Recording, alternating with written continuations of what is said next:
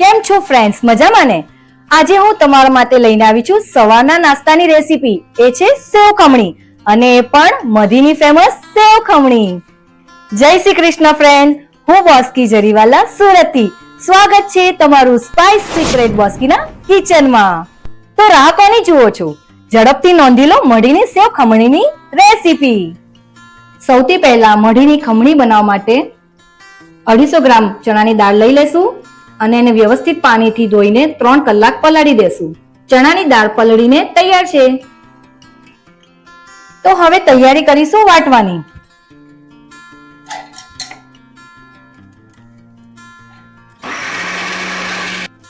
દાળ વતાઈને તૈયાર છે. આવી દળદળી વાટવાની છે. બધી દાળ વટાઈ ગઈ છે. તો હવે એને 1 કલાક રેસ્ટ આપશું. દાળને 1 કલાક રેસ્ટ આપી દીધો છે. હવે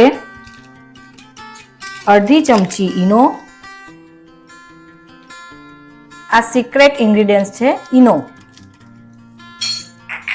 એની ઉપર પાણી નાખીને એક ડાયરેક્શનમાં 1 મિનિટ સુધી હલાવી દેશું. આપ જોઈ શકો છો દાળ એકદમ હલકી હલકી થઈ ગઈ છે. હવે સમય થયો મસાલાનો. અડધી ચમચી હળદર, 1 ચમચી મીઠું અને 2 ચમચી લીલા આદુ મરચાંની પેસ્ટ. આ બધું નાખીને હલાવી દેશું. ખમણી બનાવવા માટેનું બેટર તૈયાર છે. તો તૈયારી કરીશું ખમણી બનાવવાની. એક પેનમાં 4 ચમચી જેટલું તેલ લઈ ખમણીનું બેટર નાખી દેશું. ખમણી છે તો તેલનો ઉપયોગ વધારે થશે.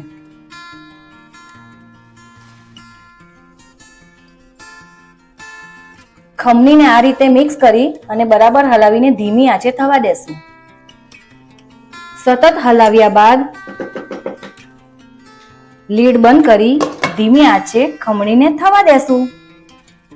3 મિનિટ બાદ ચેક કરીશું દાળ ચડી છે કે નહીં. જુઓ, આ રીતે ચેક કરવાની છે, પણ હાથમાં ચોંટી રહી છે. તો ફરીથી પાણીના આ રીતે છાંટા કરીને ફરી 5 મિનિટ થવા દેશું.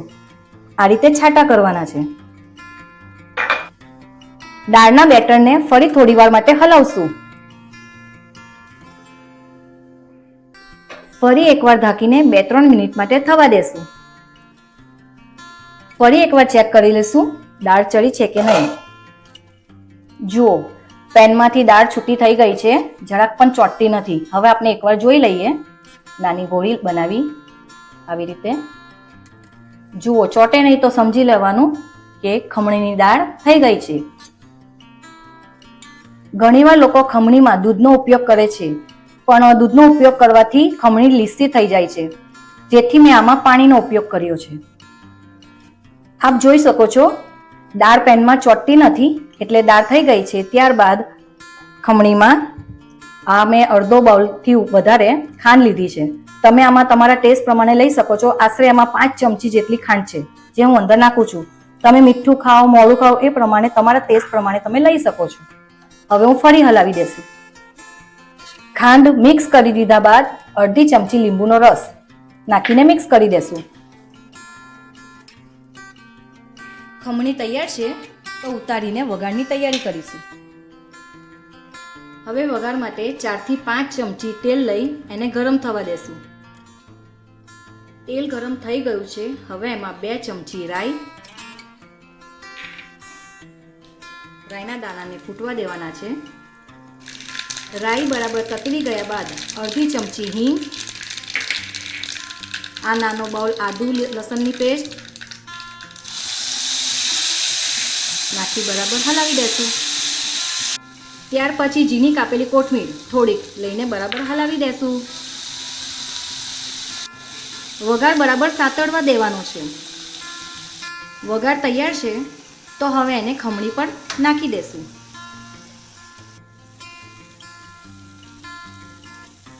ત્યાર પછી ખમણી અને વઘાર બરાબર મિક્સ કરી દેશું.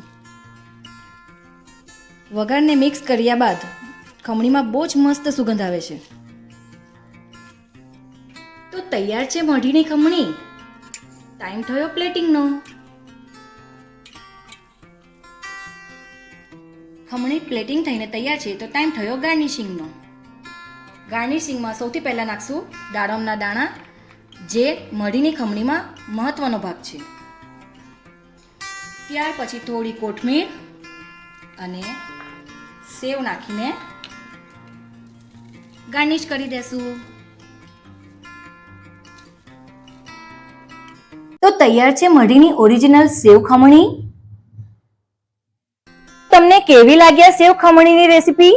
જો તમને ગમી હોય તો ઘરે જરૂરથી ટ્રાય કરજો. તો ચાલો ટેસ્ટ કરીએ મઢીની જબરજસ્ત અને ઓરિજિનલ સેવ ખમણી. જો તમને મારી આવી નવી નવી નાસ્તાની રેસીપી ગમતી હોય અને શીખવી હોય તો જોવા, જાણવા અને શીખવા માટે મારી ચેનલ સ્પાઇસ સિક્રેટ બોસ્કીને લાઈક કરો, સબસ્ક્રાઇબ કરો અને બેલ આઇકોન બટન દબાવી કોમેન્ટમાં જરૂરથી જણાવજો. જય શ્રી કૃષ્ણ.